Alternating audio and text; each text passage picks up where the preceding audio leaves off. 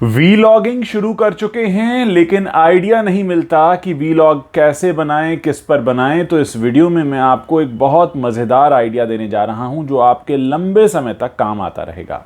आप जिस भी शहर में रहते हों वहां पर आपको कुछ लिस्ट तैयार करनी है, जैसे वहां के टॉप 5 रेस्टोरेंट, अगर वहां पार्क्स हैं तो पार्क, अगर कुछ दर्शनीय स्थल हैं तो वो। ऐसी आप एक तमाम लिस्ट तैयार कीजिए, साथ ही उन जगहों की भी जहां पर आपको अक्सर जाने का शौक है।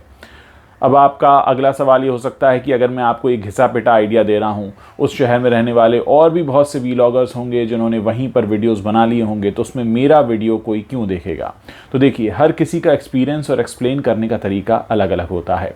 ताजमहल है, इंडिया गेट है, इन पर हज़ारों लाखों वीडियोज़ हैं, लेकिन फिर भी कुछ वीडियोज़ ऐसे होते हैं जिन्हें बार बार देखने का मन करता है, क्योंकि बताने वाला इतने एंटरटेनिंग तरीके से बता रहा होता है, इतना डिटेल में बता रहा होता है, इतनी सारी कहानियां सुनाकर बता रहा होता है कि आपको वही इंडिया गेट और वही ताजमहल देखने में मज़ा आता है। तो कलाकारी आपको सिर्फ इतनी दिखानी है कि आप जो भी एक्सप्लेन कर रहे हैं उसमें कुछ नयापन हो।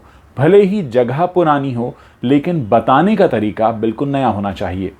याद रखिए, इस दुनिया में सिवाय खबरों के हर रोज़ कुछ नया नहीं होता है, सब कुछ वही पुराना है। लेकिन कुछ नयापन अगर आ सकता है तो हो सकता है आपके किसी कहानी को कहने के तरीके में। आप हो सकता है उस जगह के बारे में कोई ऐसी बात बताएं जो किसी ने आपसे पहले उस तरह से न बताई हो और इसीलिए देखने वाले को इंटरेस्ट आए।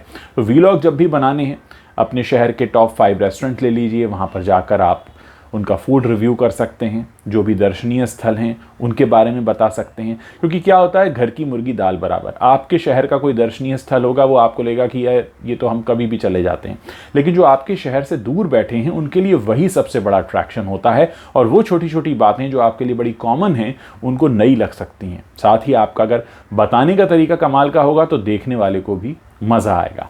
वीलॉगिंग आजकल बहुत से लोग शुरू कर देते हैं लेकिन अक्सर रुक जाते हैं कि हम क्या बात करें। और कोशिश ये कीजिए कि अगर आप वीलॉगिंग में नए हैं तो अपने परिवार और फैमिली के बारे में शुरू में मत बताइए। पहले लोगों के साथ एक कनेक्ट बनाइए, लोग पहले आपको पसंद करने लगें, आपका इंतज़ार करने लगें, आपकी स्टोरी टेलिंग, आपका वीलॉग उनको पसंद आने लगे, फिर आप धीरे धीरे अपनी फैमिली को इन्वॉल्व कर सकते हैं। बहुत से लोगों को मैंने देखा है कि पहले दिन ही वो अपनी पूरी फैमिली और घर का इंट्रोडक्शन दे देते हैं, जबकि सामने वाले को कोई इंटरेस्ट होता ही नहीं है। पहले तो आपको वो स्टेप पूरा करना है जहाँ आप अपने दर्शकों के साथ अपनी एक कनेक्शन बनाते हैं, जिसके बाद धीरे धीरे आप उनको अपने बारे में बता सकते हैं। तो शुरुआत आप कर सकते हैं जो अच्छी जगह हैं, आपके ही शहर में हैं, आपके आसपास हैं, और उन्हीं को नई तरह से बनाने की कोशिश कीजिए। और हाँ, अगर हो सके तो उन जगहों पर कोई पहले से अगर वीलॉग बने हुए हैं तो एक बार आप उन्हें देख लीजिए और फिर नोट डाउन कीजिए कि इस शख्स ने, जिसने वीलॉग बनाया था उसी जगह का जहां आज आप जाकर बनाने वाले हैं, उसके बारे में उसने क्या नहीं बताया है। तो कोशिश कीजिए उन बातों से शुरू कीजिए ताकि लोगों को एक नयापन लगेगा। जगह नई नहीं होती बल्कि बातें नई होती हैं। तो कोशिश कीजिए कि अच्छे से एक्सप्लेन कीजिए, और हमेशा इस बात को ध्यान रखिए कि आप हो सकता है कुछ नया ना दे रहे हों, लेकिन हाँ, नई तरह से दे रहे हों, नई तरह से बता रहे हों, और आपके बताने के तरीके में एक एंटरटेनमेंट होना चाहिए। तभी कोई आपका वीलॉग सब्सक्राइब करेगा या अगली बार आपके वीलॉग पर आना चाहेगा। उम्मीद है वीलॉग का ये जो मैंने तरीका आपको बताया है आपके काम आएगा, और ऐसे ही और वीडियो के लिए आप मेरे चैनल को सब्सक्राइब कर सकते हैं।